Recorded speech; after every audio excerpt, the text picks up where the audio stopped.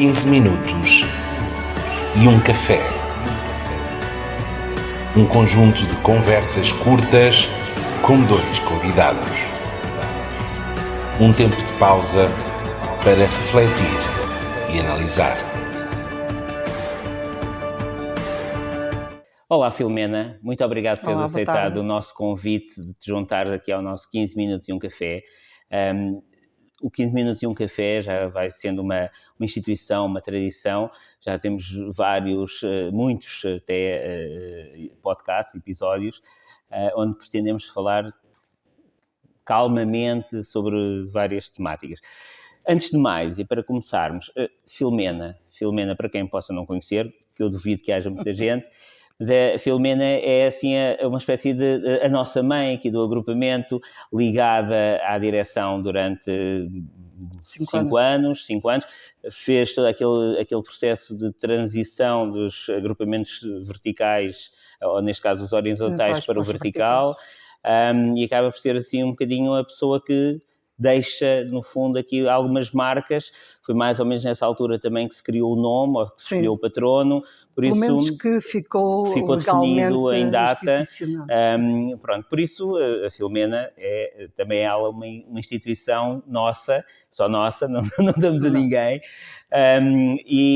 Mas esta nossa conversa, eu pretendia também, não é que não tínhamos espaço para fazer isto outros momentos, mas eu tenho como referência a Filomena, sou também já docente aqui no agrupamento há alguns anos, mas tenho como referência a Filomena nesta perspectiva da educação pela arte, da educação pela criatividade, pela criação, pela expressividade, pela expressão, e também porque a Filomena, além de professora, não é, aqui no agrupamento, é também uma artista plástica com enorme sucesso fora da escola, fora do ambiente escolar. E eu começaria por aí, provocando desta forma: a arte tem espaço na escola? Tem. Aliás, a arte deve começar na escola. Mas começa de facto? É assim, começa de certa maneira, porque assim, no jardim de infância, hoje em dia, as educadoras já trazem a formação de base com essa componente artística. Portanto, se são mais sensibilizadas para a arte, aí desenvolvem mais a parte criativa, a parte da arte. Se não são tanto, porque depende de cada pessoa, né? Cada pessoa tem a sua personalidade e a sua vertente. Se não têm, não desenvolvem tanto. Depois, no primeiro ciclo, perde-se um bocadinho.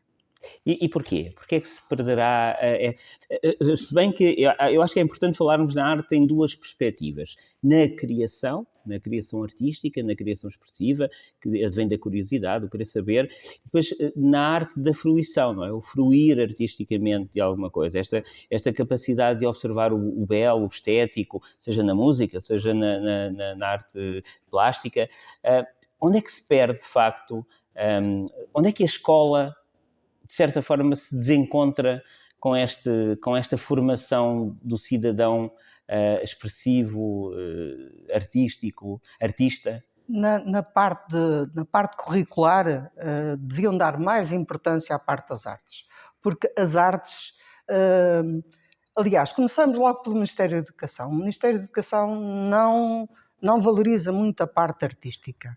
E depois, as outras disciplinas acabam por ter um peso muito forte no plano curricular, o que leva depois os docentes a enverdarem mais para esse lado curricular das outras disciplinas do que propriamente da parte das artes.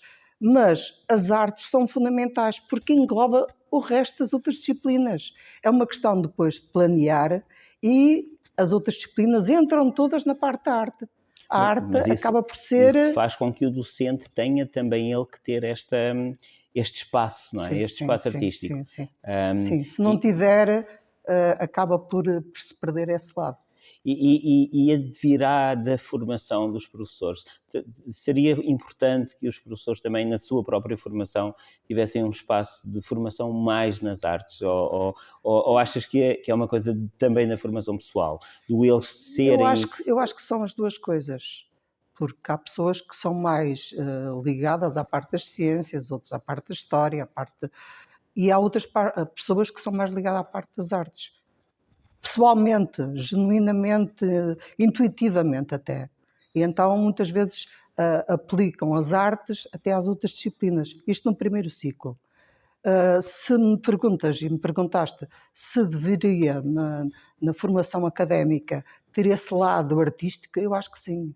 Eu acho que devem ter um peso em termos de igualdade, de equidade com as outras disciplinas, porque percebiam que se um aluno estiver estimulado para a parte artística, e há alunos que estão, certamente as outras disciplinas serão levadas por arrastamento para esse lado da arte, porque se for o contrário, para os alunos é muito complicado.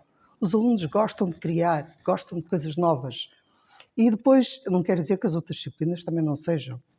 De ano para ano eles alteram, Há não é? sempre esta questão do currículo, não é? O que é que a escola Exatamente, deve ensinar? exatamente. É uma discussão constante. Da tua experiência como docente, como professora nestas áreas da arte, da expressividade e da criatividade, da tua experiência tu consegues dizer-nos que de facto, ou seja, tu consegues perceber que há quase como uma evidência empírica do sucesso escolar dos alunos que, de certa forma, se dedicam mais à criatividade artística, à expressividade, ou isto não é sequer fácil de poder dizer? Quando nós temos alunos anualmente, dá para perceber isso. Mas, por exemplo, a minha disciplina, houve uma altura em que era semestral, que foi a pior decisão do Ministério da Educação, colocar a disciplina semestral. Era como se eu visse os alunos metade do ano, e era mesmo, metade do ano, a disciplina semestral quebra ali a parte do desenvolvimento criativo. Quando eles começam a criar, porque as aulas eram ligadas à parte teórica, que eles tinham que aprender, e depois a parte do projeto e depois a parte da construção do projeto. Portanto, eram todas as fases. E quando eles estavam na parte da construção do projeto, que é como se costuma dizer, meter a mão na massa, acabava o tempo. Portanto, eles andavam sempre num stress, porque queriam terminar o trabalho e não tinham tempo para terminar o trabalho. Ou seja, era como, no fundo, era pôr a arte num caixote curricular, não é? Exatamente. Ou seja, a criatividade, a expressividade ficava igual às outras disciplinas. Exatamente todas. Igual, era. E eles gostavam muito, sabes? E aqui na biblioteca fizemos muitas exposições em que a nossa bibliotecária pode comprovar, em que depois no final do semestre, fazia sempre uma exposição de todos os trabalhos. Claro que dentro da turma é que escolhiam entre eles os trabalhos que eram valorizados para vir para a exposição. Não era qualquer um que vinha para a exposição, porque lá está, nem todos os miúdos tinham não é talento, porque talento todos temos, desde que haja trabalho, chegamos ao ponto que chega toda a gente. Agora, é preciso trabalho, não havendo trabalho... Motivação para esse trabalho também, essa motivação. E a escola motiva? Nós conseguimos ter uma escola uma escola numa perspectiva macro. Não estamos aqui a falar desta, porque nós aqui no agrupamento até nos podemos, de certa forma, orgulhar, porque temos tido espaço e temos dado espaço para esta criação artística. Mas a escola, de uma forma geral, tem dado passos neste sentido de proporcionar estas vivências artísticas. Qual é a tua leitura? Eu acho que não. Acho que não. Se bem que somos sempre suspeitos quando somos do clube, deste clube, não é? Exatamente, pronto. Mas acho que não. Acho que se os pais, eu acho que é importantíssimo os pais começarem logo por passar aos seus filhos o gosto pela arte. Há pessoas que não têm facilidade, condições monetárias para ir ver museus, se bem que há um dia, o primeiro dia de cada mês, os museus são gratuitos. Se as pessoas estiverem interessadas, fazem ali um agendamento e vão com os filhos aos museus. Portanto, isso não é motivo para dizer, não, os museus são caros. Pronto, pelo menos há um dia por mês que não há esse motivo. Mas se os pais cultivarem isso em casa, desde pequeninos, eu acho que isso vai fluindo e se as crianças tiverem esse estímulo e interiormente também tiverem isso, porque cada pessoa nasce com as suas competências Claro. intuitivas, não é? Tiver isso e desenvolve, não é pela escola não dar na totalidade que eles ficam ali parados. Não, os pais depois vão desenvolvendo. Não é a mesma coisa. Mas nós cá em Portugal já temos algumas instituições que até fazem algumas programações e atividades. O caso da Gulbenkian, fazem uma programação anual em que já incluem os miúdos e os pais, portanto, atividades em conjunto ou então em atividades separadas, de vários anos. Portanto, há várias instituições que já fazem isso. Eu conheço a Gulbenkian e sei que faz um trabalho excelente. Sim, eu penso que é cada vez mais comum todo este espaço. Tivemos a oportunidade também de ouvir num outro 15 minutos e um café a coordenadora interconselhia das bibliotecas escolares, numa conversa muito interessante, a falar exatamente a escola tem de promover muito mais, ou seja, a biblioteca tem de promover muito mais do que apenas aquilo que está definido no currículo. E isso também é verdade para esta questão das artes, para as artes como um espaço de fruição, de aprendizagem social e cultural, de respeito pelo outro, pela produção do outro, porque a produção do outro não é só produzir o visível, não é? E eu penso que nesta perspectiva da escola saber fazer isto, eu penso que há aqui um papel muito importante dos professores. O professor tem que ser ele também, de certa forma, um agente artístico, ou não achas? Seja ele um professor de física ou química, ou de matemática, ou de ciências, eu acho ele que é tem que ser importante. também um promotor artístico, ou tu achas que... Não, eu acho que cada vez mais as pessoas têm que estar sensibilizadas para a parte artística, porque na nossa casa nós gostamos de estar em ambientes cómodos, agradáveis, e tudo o que nós temos em casa, se pensarmos bem, passa pela parte artística. Desde o móvel que é concebido, construído e depois é comprado e levado para as pessoas, não é? Para a casa. Desde um tapete, o tapete não aparece assim. Alguém o concebe, o imagina, depois o constrói e é levado para casa. Portanto, tudo o que nós temos em casa, tudo está ligado à arte. É fruto de uma produção artística, exatamente, não é? Como em qualquer espaço. Ora, aí está uma perspectiva muito interessante que muitas das vezes nós não valorizamos, não é? Tudo o que é construído, tudo o que é, de certa forma, humanizado, tem a mão do homem e acaba naturalmente ser arte. Agora, as pessoas confundem um pouco o artesão com o artista plástico, confundem muito. E há alguma diferença, porque enquanto que o artesão trabalha as coisas intuitivamente e não concebe, parte logo para a prática, não é? Ali começa a trabalhar. Constrói em movimento, por assim dizer, não é? Logo na prática. É a prática pela prática, pelo gosto, mas isto está dentro dele já faz parte da pessoa. O artista plástico concebe, não é? Prepara as coisas, planeia e depois então constrói. É essa a pequena diferença entre um artesão e um artista plástico. Hoje em dia acaba por se confundir um bocadinho. A parte do design, por exemplo, porque depois a própria escola, a universidade, a formação muito especializada dos técnicos acabou por fazer isso, não é? Especializar demasiado, racionalizar muitas vezes o espaço criativo. E fica ali muito canalizado. É só aquilo. Se és designer, não és artista. Não é? Basicamente foi isso que, de certa forma, a tal escolarização exacerbada acabou por, se calhar, trazer um bocadinho. Olha, nós não teremos muito tempo, mas deixa-me fazer-te uma pergunta, se calhar numa perspectiva mais pessoal. Sendo tu uma artista plástica com já uma experiência grande em termos de expositivos e em termos de produção cultural efetiva,